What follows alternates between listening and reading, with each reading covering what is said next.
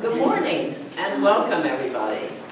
We're delighted that you're here, and I want to welcome especially the new people that have come to hear this talk today. And I'd also like to ask you to silence yourself, please, and take this time also to remember that we're going to offer coffee and refreshments afterwards, so you're welcome to stay for conversation. And we have Ellie to thank for that because she always does it, which is excellent. Well, thank you. And we also want to thank Brian because he does all this stuff, which is important. Without success today. What did you mutter? Without success today. We tried. With our Fifth Sunday program, we try to bring topics that are of interest to not only our community as the Unitarian Congregation of Taos, which by the way has been in existence almost 20 years. We try to bring programs that are of interest to us and the community. We often have programs where we highlight local community organizations that do good. In this case, today, I'm not loud enough. Do you want a mic? I'm asking. Sure. And today, we have a topic that's not only of local and national, but international interest to us. Ted. And often, the topics that we bring are brought to us by our local community, as this one is today by Sarah and Ted, who are both members of this congregation. Our Fifth Sunday program is organized by three of us, actually, by Miriam Ferretti, by Sarah, and by myself. But in the past, for 5 years, it was done by one woman, our friend Gail Menton, and I'd like to give her.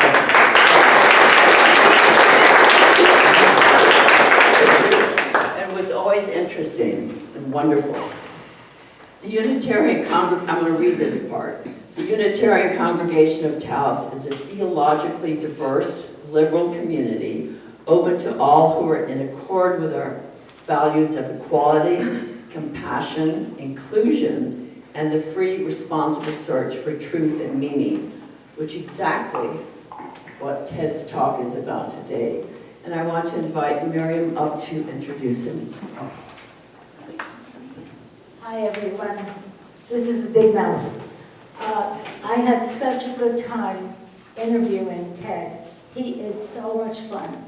Not only that, not only does he have 166 publications under his belt, but he's in biochemistry, biophysics, drug design, and not the kind of drugs that, as far as I know.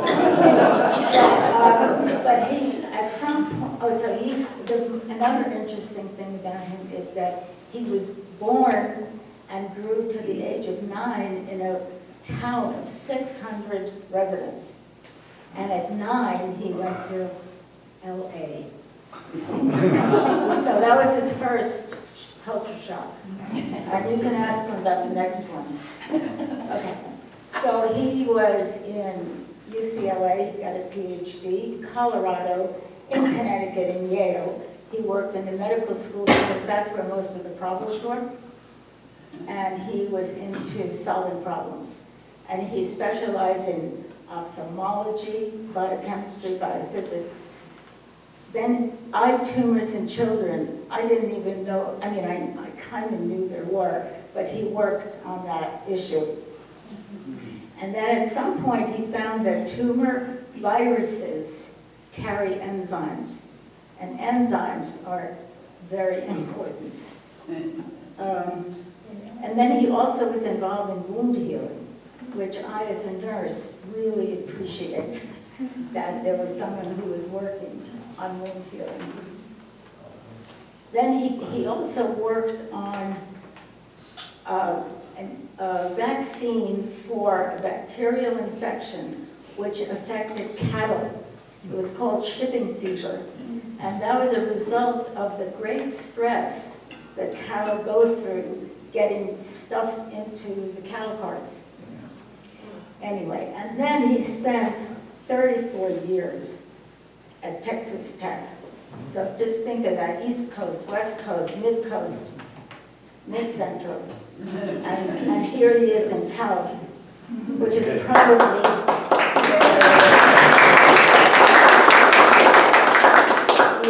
probably the second culture shock. So here it is. All right.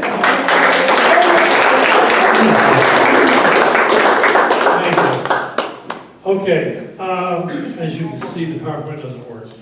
So, this reminds me that last time I had such a thing, I was to give a talk at the Boston Convention Center, and I bought a new Mac just for the talk to make sure my old Mac didn't do something. And there was no connection in the Boston Convention Center. So I had to give it on a piece of paper. But they wrote it up in the London Times, the New York Times, and ABC News. I couldn't believe it. Anyway, so hopefully that'll happen today, right? So this is a true TED Talk, anyway.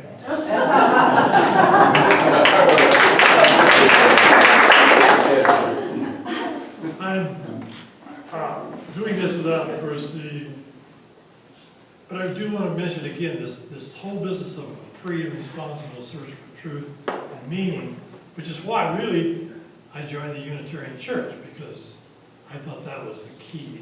And of course that's science, basically. That's what we're talking about. Now, why can you trust science? You can't trust me exactly, but how does science work? Well, science is really a communal, collective experience.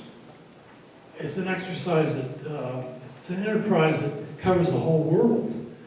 If I write a paper and I send it to a publisher, that publisher sends that out to 4 or 5 experts in the area, but they could be anywhere. They could be in Japan, they could be in India, they could be in Europe, and of course the United States. Then they criticize the paper. They may say, you didn't do enough experiments. Your experiment wasn't careful enough. Your conclusions don't really add up, or whatever. And they criticize the paper, and I have to answer back. I may have to do an extra experiment. But it's sort of this interchange, this interplay that we have to go through to get the paper published, if it is published. And then, even if it's published, that's not the end of the story. Someone else is going to then try to repeat what I did to see if it really works. And they may come up with a different answer. And then we have to go back and forth as to why they got a different answer than what I got. So this goes on and on. And then maybe 10 years later, someone has a new piece of equipment that does something better, and they find something a little different. But that's the way science works. Science was started just because people wanted to know what's going on around them. How does your body work? How does the world work? How do the stars? What do the deal with the stars? So it's really a collection of people looking at a problem. And what's interesting, I like to think of science as the first true democracy, because it was really a whole bunch of people all over the world trying to solve a problem. And they do it based on facts. And so that's why I believe you should be able to trust science. It's not one person's idea. It's a whole bunch of people trying to work on a problem and do the best they can. And things do change. Well, for instance, when COVID hit, I don't know if you remember, there was an announcement that wearing a mask didn't work. And why did they say that? Well, that was because way back with Pasteur had a guy working with him, and this person developed a new filter. And the filter had very, very tiny holes. And this blocked bacteria. So Pasteur could actually make solutions that were bacteria-free.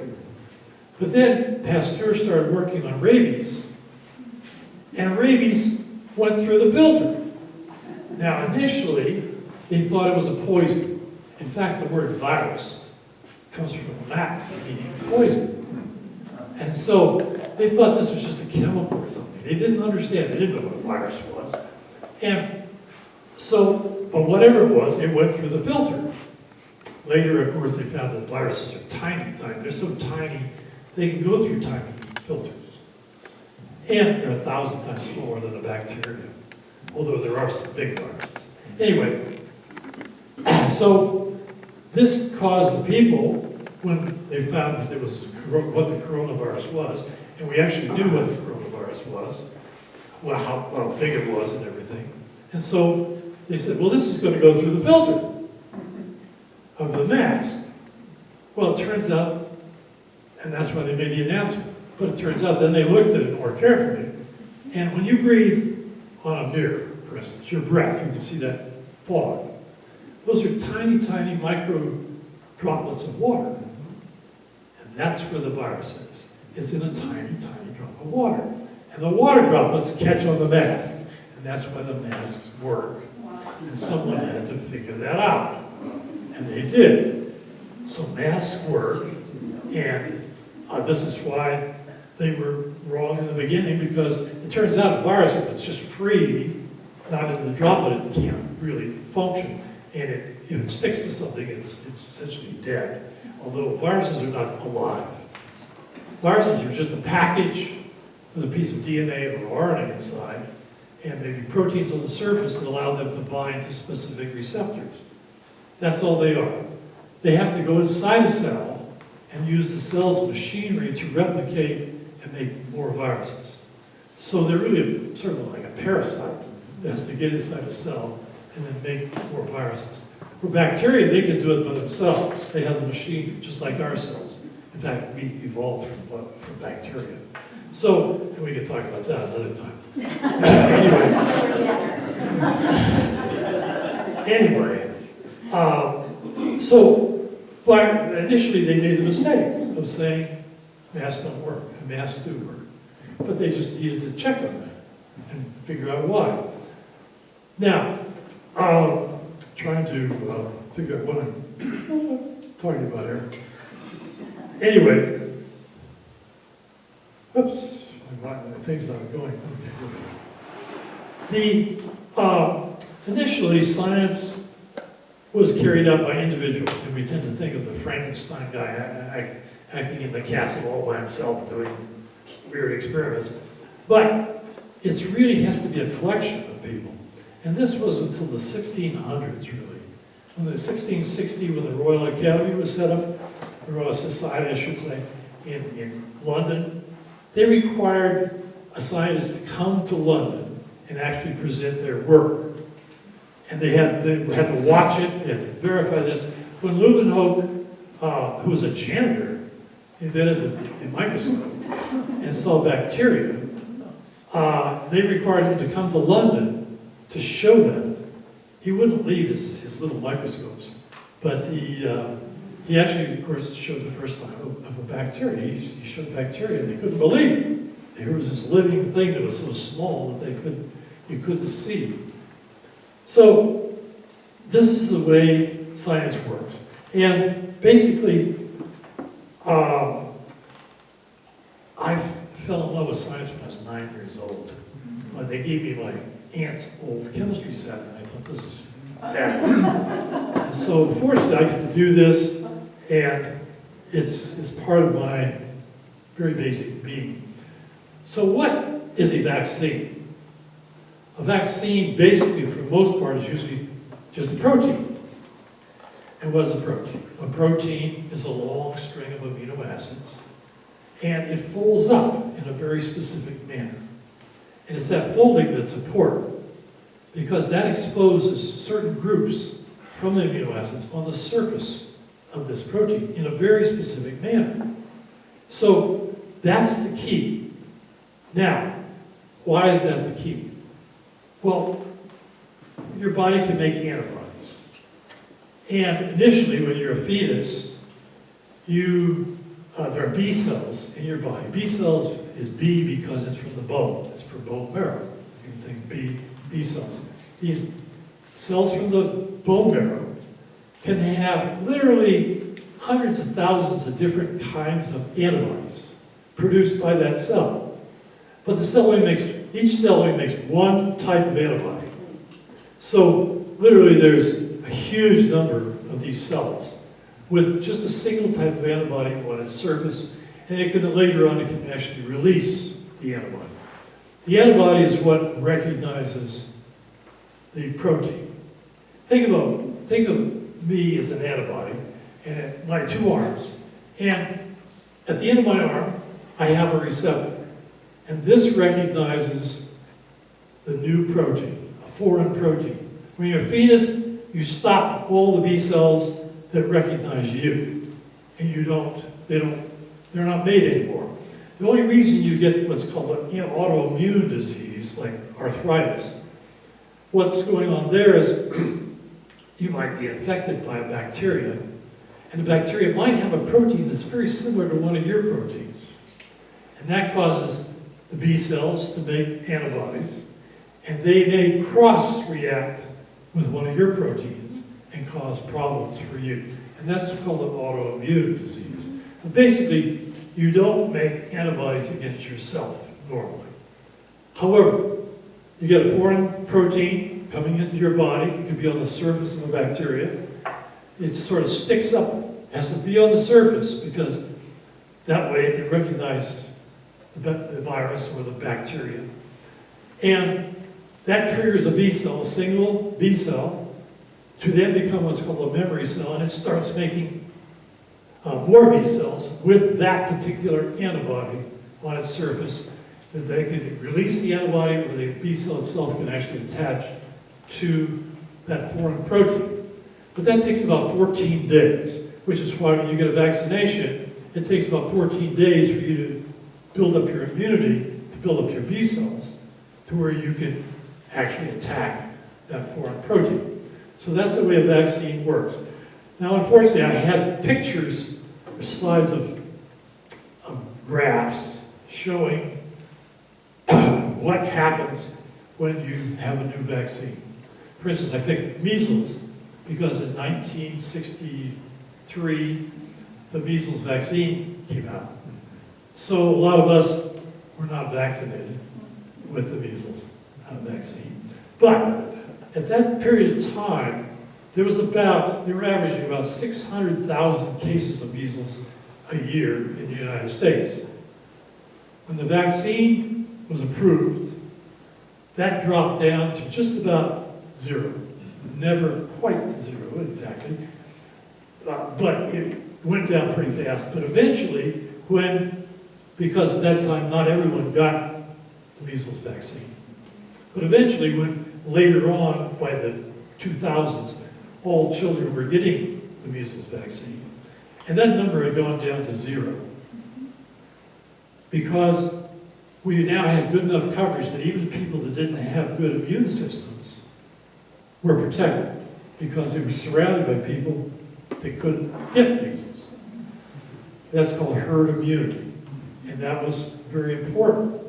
So, around 2000, it was actually declared that measles was gone from the United States. No more cases of measles. The only cases that we had were people that came from a foreign country where they contacted measles, and they brought measles with them, and they could get measles. But basically it was gone. And then all of a sudden, we see an increase in measles. And this increase came about 2016. Now, before that, just before that, there was a physician in England. His name was Wakefield. And Wakefield actually made vaccines. He was a vaccine researcher.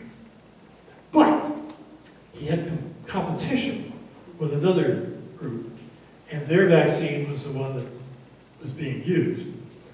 And so he actually published a paper claiming that their vaccine, because of an adjuvant, I'll tell you what an adjuvant is in a minute, their vaccine caused dementia. And this was a problem. People thought, whoa, but it was then shown by other scientists that this paper was wrong. It was a fraud. and he was actually lost his medical license. He could not practice in England. So what does he do? He came here. And he gave lectures. He was paid to give, he was on a lecture tour, giving all these lectures on the possibility of this problem. And what an adjuvant was, what an adjuvant is, it was added with the vaccine. It's just to kind of kick your immune system into action. You could use it, they were using aluminum sometimes as an adjuvant. But anyway, it was later shown that adjuvants do not cause any kind of dementia, any kind of problems. But this took. And this guy's still out there. But other people have sort of taken up the cause, RFK Jr., for instance. Anyway, so this is a problem. So all of a sudden, I was looking at these graphs, and I see this kick up in around 2019. What's going on here? Who was president in 2019? Anyway, it went up, and then the next year, boom, it comes down to zero. What happened in 2020? Well, we had COVID. And what did people start doing? They wore masks. And masks also block the transmission of measles. So we all were wearing masks. Here it goes down to zero. And that looks pretty good. But then I noticed, now, of course, as you know, measles cases are on the rise. Again, we're not wearing masks. And who's president now again? Anyway, so 2025, measles cases went up to close to 2,000 cases. We were down to zero before. Then, in fact, if you look at 2025, now you look at 2026, we're almost up to 2025 in just a couple of months. It looks like it's headed to really high numbers. So this is a problem. And in fact, I had a slide that would show you just a week ago, or a few weeks ago, RFK blocked funding for all of these new RNA vaccines. Now, what's the deal with the RNA vaccine? What's special about an RNA vaccine? Now, I told you that what the old vaccines were, they were primarily a protein or an inactivated virus that has the protein on its surface. Now, the trouble with the inactivated virus is you hope you don't cause change in shape of the protein. Remember I said it has to have a specific structure to elicit the antibodies.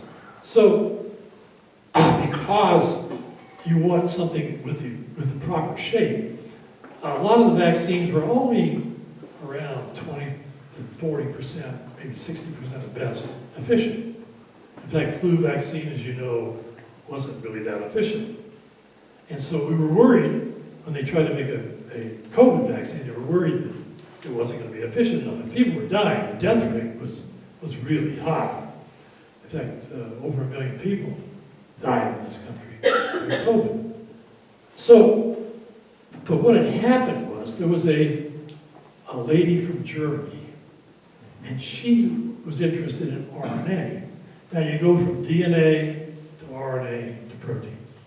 DNA codes for RNA is called the messenger. This messenger then binds to what are called ribosomes.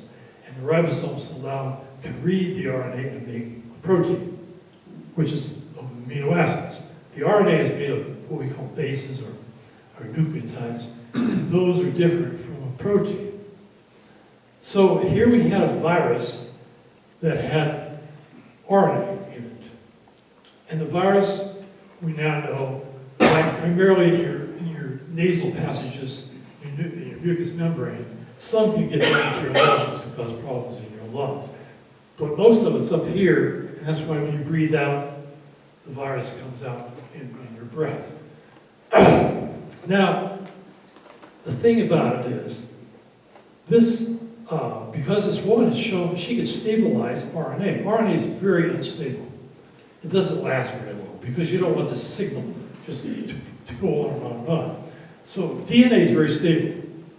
RNA is very unstable. She learned how to stabilize it. That was the key number one. Key number two was some researchers found out how to put RNA inside a little drop of fatty acids, a little fat drop. And that's the way that vaccine is administered. And because, now why RNA? Why did they use RNA and not a protein? Because the fat droplet merges with the membrane of one of your cells, puts the RNA in your cell, and then the RNA codes for that protein. And your cell then puts the protein on the surface. And it sticks out on the surface, and that elicits the B cells to make the antibodies to kill the virus. Now, the RNA still doesn't last forever, and that's why it sort of disappears. But you've now elicited your B cells, and they have a memory, and they're now taking care of the virus. Now, the virus itself is still around, but we've made these B cells, and the virus has to really mutate a lot to not be recognized by those antibodies. So that's why, and the nice thing about this is you're making the proper protein and expressing it on your cells. And RNA can be made, literally big vats of this can be made. So it's quick, you can make it quickly. Actually, Moderna made it over the weekend. You can make it quickly, it works very well. They were worried, of course, about the efficiency. It works at 95% efficiency. So, and now Moderna was trying to make an RNA vaccine for the flu.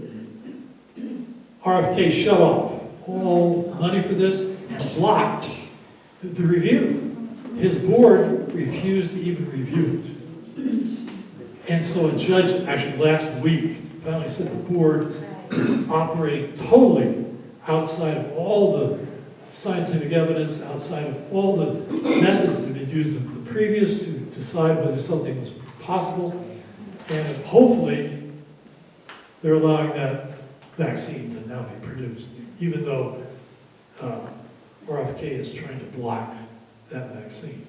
Now, RFK claims that the RNA vaccines, first of all, are unsafe, and number two, that they're not effective. Well, we know from COVID that essentially we wiped out COVID as a problem almost with this vaccine. So it is definitely effective. Now, what about unsafe? One of the things that you may have heard early on with the vaccine was that there were cases of myocarditis. Now, this is a weakness of the heart muscles, and so it doesn't pump blood effectively. Now, what we found was that, in fact, one case study was in Israel where they gave out over 5 million vaccines, 5 million shots. And they had, I think it was 136 cases of myocarditis. So this sounded big. And of course, this was trumpeted as this is a problem with this RNA vaccine. Well, I went back and analyzed all this. And what you see is that for 5 million shots and 136 cases, that comes out to 2.7 cases per 100,000 patients. Okay, that's still 236 cases, doesn't sound good. So what is the normal incidence of myocarditis? It turns out it's around 10 to 20 per 100,000 instead of this 2.7. You could almost make the case that the vaccine was protective. Now, of course, I didn't do a deep dive into this to really say that, so I can't really say it's protective, but it certainly is not causing this problem. So again, what RFK is saying is really doesn't hold up. I'm sorry I can't share you these slides because there's some beautiful slides. Come back. Yeah, come back. We'll get you a new computer. Actually, it is a new computer. Anyway, just one little say something about viruses. Viruses themselves are all around you. When you breathe out, you eat and breathe out billions of viruses every day. Your skin has 10 to 12 different kinds of viruses on it. Your bloodstream has like 19 different kinds of viruses in your bloodstream. You need viruses. If you dip them a spoonful of seawater, you will find there is literally 1 million viruses in a little spoonful of seawater. That's just seawater. If you took all the viruses that are in the waterways of the world. Now, virus, remember, is tiny. It's tinier than the bacteria. You can't even see these things. But if there is literally, the estimation is 10 to the 30th virus. Now, what is 10 to the 30th? That's 1 with 30 zeros after it. Now, that's still hard to comprehend, a 1 with 30 zeros. If you lined up all those tiny virus particles, which you can't see, if you line them up head to tail, you know how far they would reach? 100 million light years. That is hard to even, that's even hard to I mean, the numbers are staggering of viruses. How many of you liked coleslaw? Okay. In a little serving of coleslaw, there is 10 to the 8th viruses. That's 100 billion. There's 100 million viruses in a serving of coleslaw. Why are those viruses there? They protect against the looper caterpillar that eats cabbage. And so they actually protect the coleslaw. They don't do anything to us, but they just pass right through. Viruses are all over the place. Here's the best part, though. Virus DNA is actually part of your DNA. And it's necessary. How do we know it's necessary? Well, one interesting thing is, you're all a bunch of mutants. We're all a bunch of mutants. Which is why we all look different. We look different because we're mutants. Our DNA has mutated. What is mutation? The mutation is a mistake, basically. That's where the DNA copies itself and it makes a mistake. Now, most mistakes are lethal, which is why we get old. We don't do so. We're having these mistakes all the time. These are our basic, our cells. But the real mistakes that matter are in our germ cells, like my sperm, or for a female, would be your egg cells. If there are mutations in the DNA in that, many times that fetus doesn't come to fruition. In fact, some people claim that God is the greatest abortionist.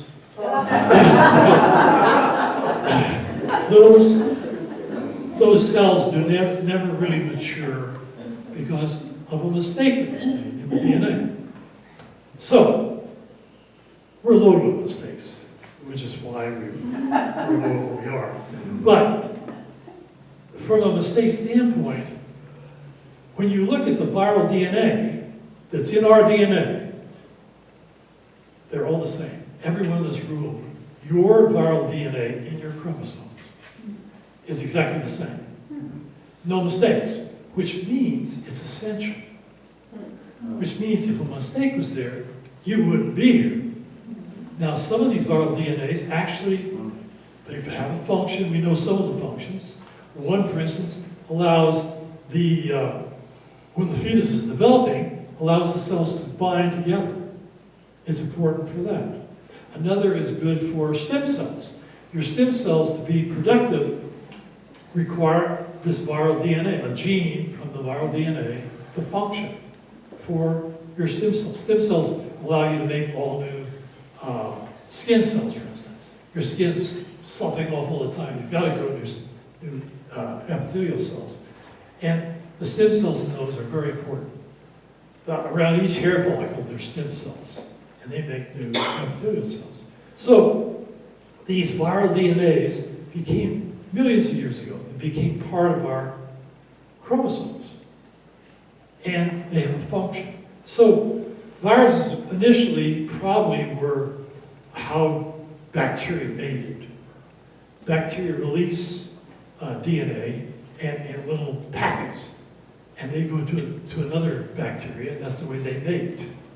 And this is probably what produced viruses.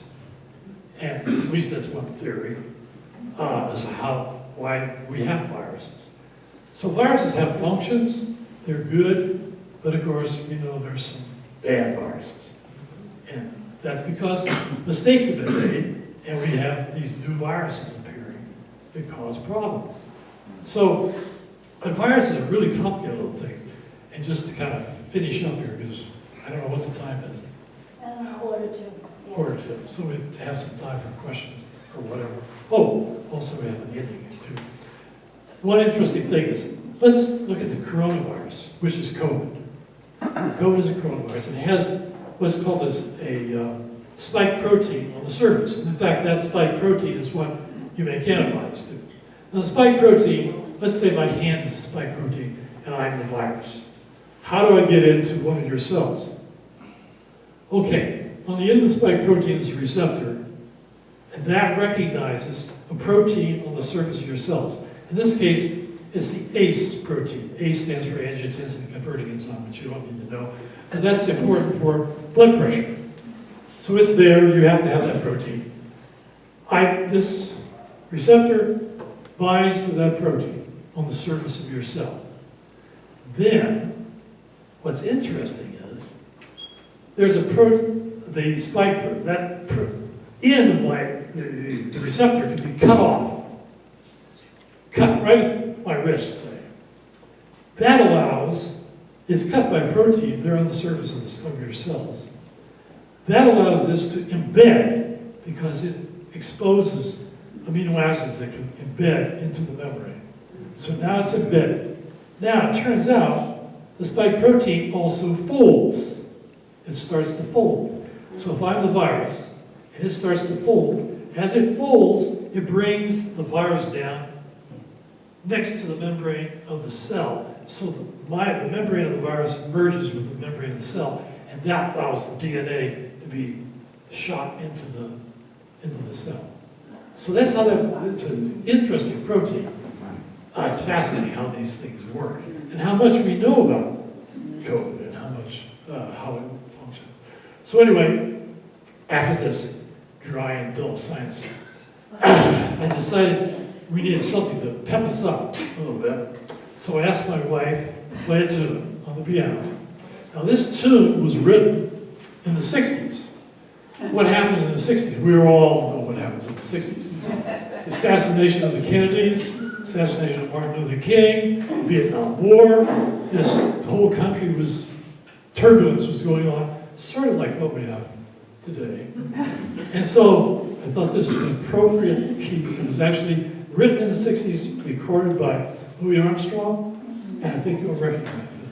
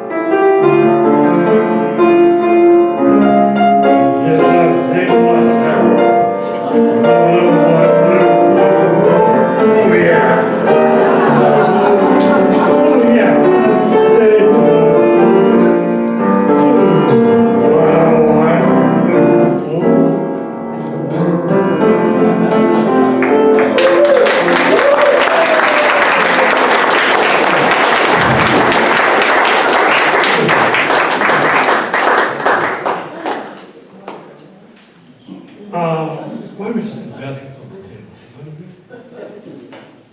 Okay, there's a basket on the table for donations for the church. Questions? Yeah. Yeah. Any questions? I'm here with the microphone. S. S. Thank you very much. Did you hear me? No. Sorry, my fault. They're good. Can you hear me now? Ah, there we go. Okay. Thank you very much. It was absolutely fantastic. I really enjoyed your talk. It was wonderful. My question is, if the status of RNA research and development in the United States is under risk and in a challenging situation, are you aware of what the status is in other countries around the world, such as India, the European Union, China, Japan, who perhaps don't have these restrictions on scientific development? Well, I know that they're going to surpass us. Yeah. They're going to do this. And we won't have permission to use this in this country. That's basically what that ruling was. That it's a mess. However, with the judge ruling against the panel, or the board, I should say, of the CDC, I hope it doesn't flip. And I hope that they allow this. Otherwise, vote this fall, please. Because we got to do something about this. It's terrible. And research in this country is almost at a standstill. Hi, Ted. Can you hear me? Yeah. Ted, I want to thank you first of all for the presentation, and I'm sorry about the video or That's okay. the slides. We'll do it differently next time, but as I agree, I'd like to have you come back so we can have the slides up. But I also had a question for you regarding this virus, because my father, who was macrobiotic counselor, but he was always interested in pretty much anything medical. He met with a doctor back in the early 80s, which I got to sit in on their meeting, who said that cancer was a virus. And he was blackballed by the AMA and could no longer practice, couldn't study, couldn't write. Although he did write a book of his own that's out there. And I was just curious what your thoughts were on that as far as cancer being a virus. Well, there are tumor viruses. And as I said, I worked on tumor viruses at Yale for 13 years. Tumor viruses were big. They were found first in chickens. We found it in cats, like leukemia virus, dogs. There's viruses that cause cancer, and they contain a particular enzyme. Actually, the enzyme was the one that I worked on that allows them to become incorporated into the DNA. Now, the most prominent virus that causes sort of like a tumor, causes leukemia, is of course a problem is HIV, which is a virus, actually discovered first in England, not here in this country, although one particular person tried to claim all the credit. It was used by the Reagan administration. Actually, they had stopped all research with AIDS, and so they had to say something. So there are tumor viruses. There's tumors, different kinds of tumors, and different viruses. Most cancers, though, are caused by mistakes, again, in our DNA. They allow certain genes to function. For instance, one of the leading causes of breast cancer is a mistake in a protein that's in the surface of your cells. And when that mutates, then it can act. It just keeps going and it causes growth. Cancer, of course, is just uncontrolled growth, basically. So you're getting signals from a protein that's mutated that's just stimulating growth constantly. And so that's what causes cancer. So it's uncontrolled growth. And there could be different mutations on different proteins, both either on the surface from the receptors or inside the cell.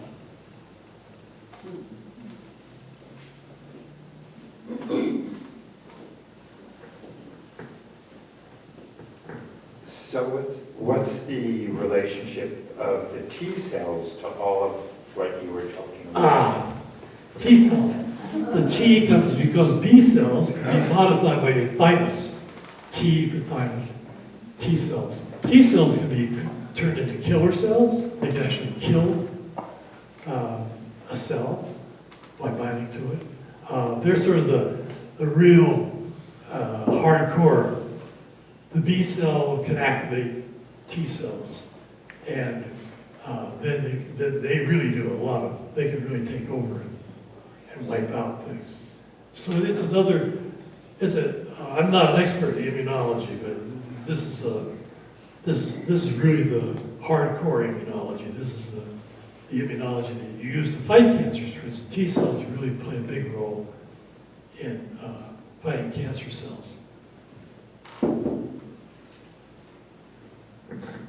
Yesterday, Michael and I were having a discussion about measles, and we wondered how a vaccine was so effective against those, but not entirely effective against coronavirus or COVID. And is there a difference in their ability to mutate? Does that have anything to do with it, or is it something else entirely? Well, for instance, the measles vaccine is very effective. Measles mutates as fast as flu does. It really mutates a lot. However, what I think is going on is, even though there's hundreds of thousands of different B cells that can make antibodies, what you need is an antibody to a portion that can't mutate. So if you have a protein, for instance, like the spike protein on the surface of the coronavirus, what you want is an antibody to a portion of that spike protein that can't change. That way that vaccine lasts, it doesn't matter. So it has to be a portion of a protein that's crucial, that can't mutate, and you have to have the antibody to that little portion. And that's what I think we have with measles, for instance. That's why it still works. Since 1967, they haven't had to change that. And we don't have to keep repeating it. We don't have to keep updating our measles. Right. Because your B cell that makes the antibodies still is effective. But that's my theory. Okay. Maybe one more question, because it's already 3 minutes to noon, and we want to have coffee. Oh, sorry. Thank you. Thank you, Professor, for everything. I'd like to actually suggest that in future services we have, that we continue this line of inquiry and also look at why are people turning against science. I think there are reasons. I think there are social reasons having to do with discouragement, and people are going against established everything right now, which is kind of an irrational rebellion. And I'd like to, in future services, have us explore what's driving this rebellion. And it is absolutely incumbent upon the rebels to reject science. They have to, because science is the ultimate core of reason.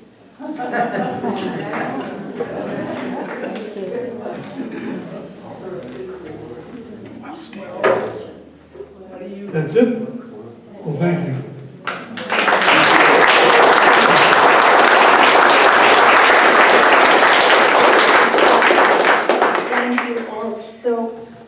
Thank you all so very, very much for being such a wonderful audience. I appreciate it. And come back.